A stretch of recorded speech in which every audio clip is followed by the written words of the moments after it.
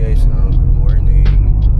Papunta ako ngayon na MGD Autocraft sa Las Piñas along the Angari. Papacar wash yung dalawang auto.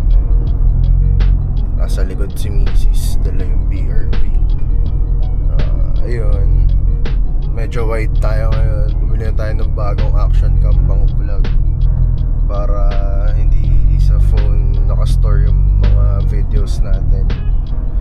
So dito ako ngayon sa Honda City ko na Grace build na hindi ko malaman kung anong susunod kong gagawin kasi ang dami ng madiin na Grace sa Pilipinas, as in sa 6th Gen Elite, sa hotheads, lahat pocha, lahat madiin.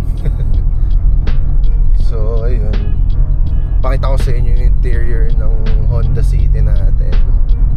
So upuan, stock pa syempre, labang budget. Hindi katulad nung naka GK tayo, parang mayat maya bili tayo ng bili. Ngayon syempre pumapasok na priorities.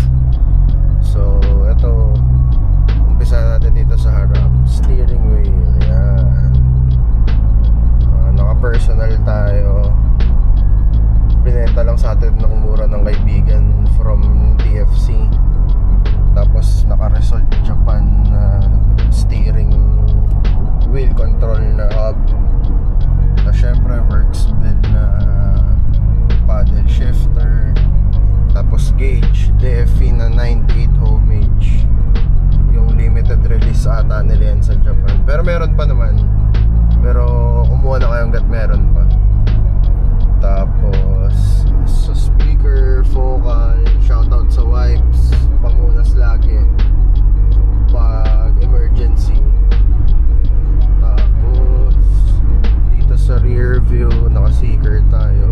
By the way, ang team pala na to, kahit walang seeker na Grace, seeker na abubots lalagay natin. Tingnan natin kung saan tayo abutin ng seeker parts. Tapos sa side mirror, and then syempre tayo ng seeker. Tapos ano pa ba, sa ilalim ng upuan meron nakakabit na subwoofer doon, carrosseria. Same model lang siya sa Pioneer dito, pero syempre JDM, kailangan carrosseria. Ayun, nasi Asimo, yan, pasahero ko, saka nakasabit.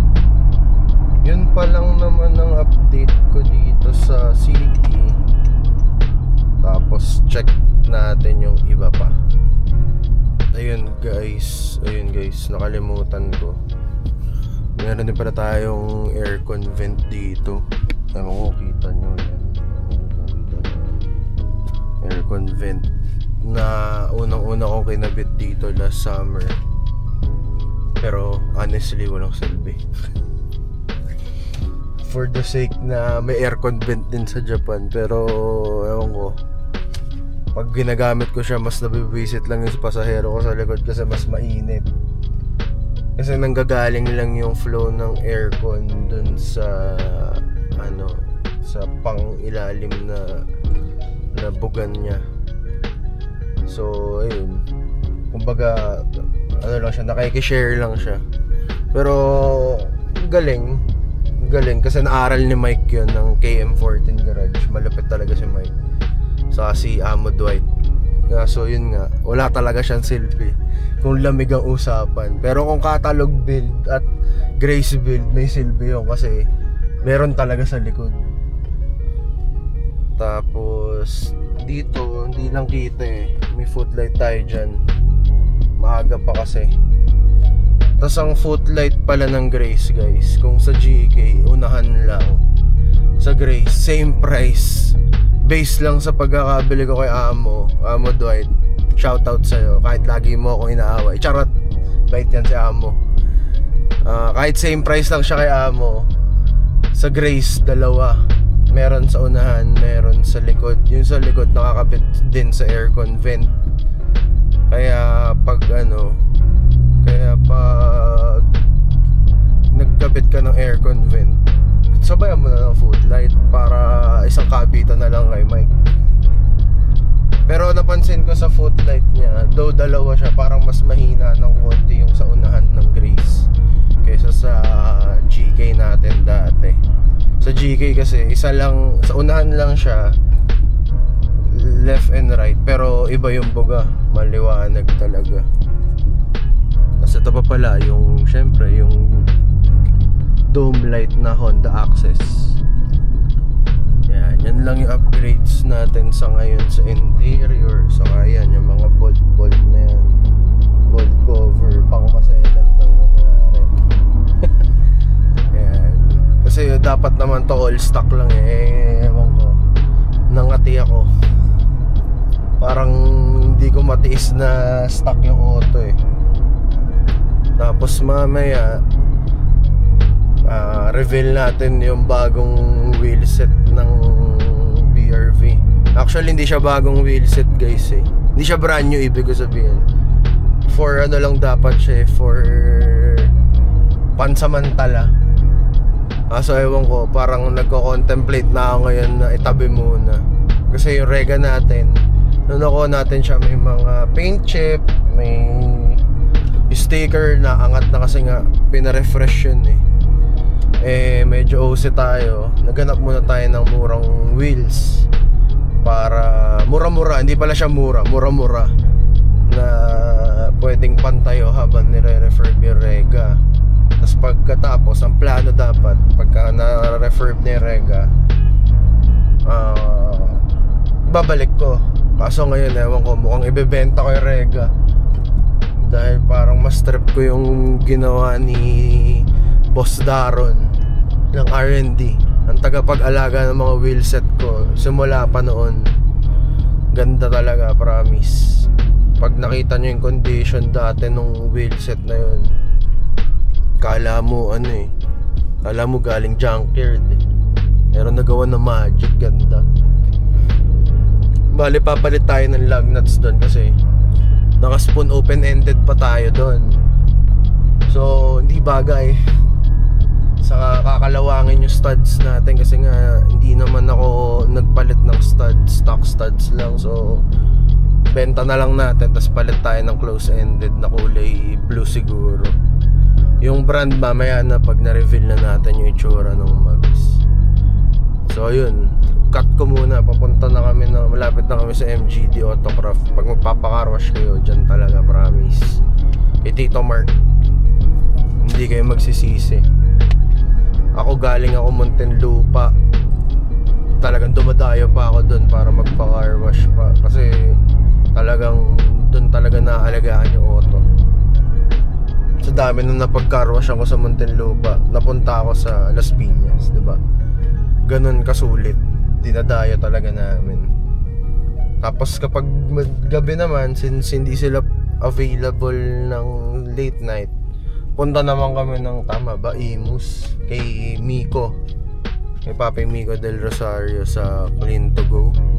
Yun, parang pareho lang din ng quality ng paghuhugas doon. Mga masaselan kasi sa auto yung dalawang yan, kaya pati sa customer nila, sa car wash nila ganun din. Kaila Papi Miko naman hanggang alas 12 pagka talagang kailangan mo ng linis ng bago mag-carmit. Minsan nga umaabot pa ng alauna eh, basta puno eh.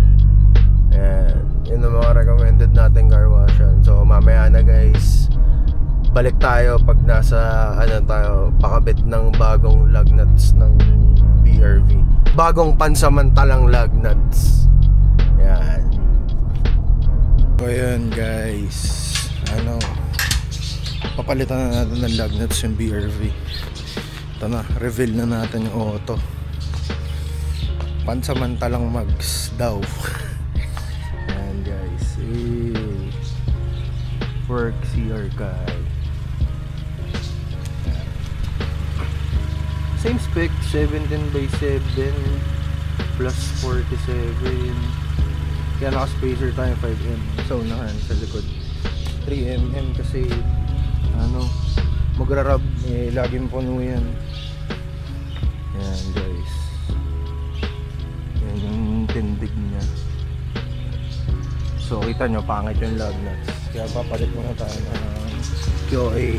Ayan, hanggat di pa ako naka-order ng blue. So yun, punta na tayo. So yun guys, punta na tayo ng ano, nung trust trusted ko na pinagpapalitan ng wheelset, ng mga abubot. Hindi pala abubot. So all about tires lang. Hindi ako sa kanila nabili. Nagdadala lang ako ng wheelset, ng goma. Kasi maingat yung mga tao nila. Pero meron din sila mga tinda, mga Rota, mga Arrivo, BF Goodrich, Wilson the South. Gagaling mga tao nila dyan, maingat sobra. Either copy Rota or original na nagkakabit. Maingat sila sa mags, kaya dito ako lagi. Mura pa. Hindi taga maningil. Saka alam nila kung paano kabit ng maayos yung mags. Kaya hindi na ako lumalayo.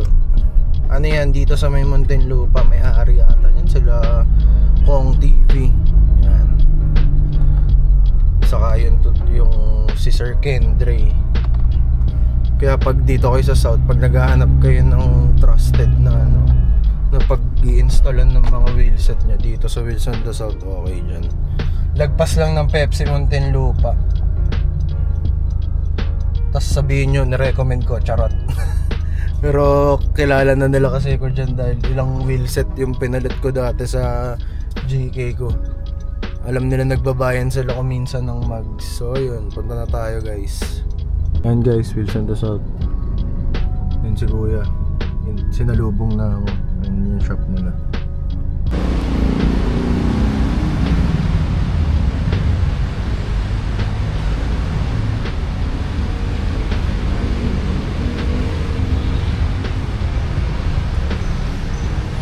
So yun guys, kakapit lang natin. Kakapakabit lang natin. Hindi na ako nag-vlog dun, ang init. Ito na, pakita ko na. Malinis. Sarap pang samantala lang yan. Bibili pa tayo ng blue gloves.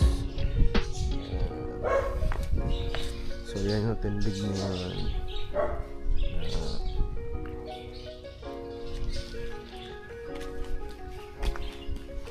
Ayan sa likod.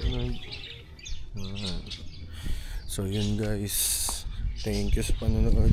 Subscribe guys. Thank you.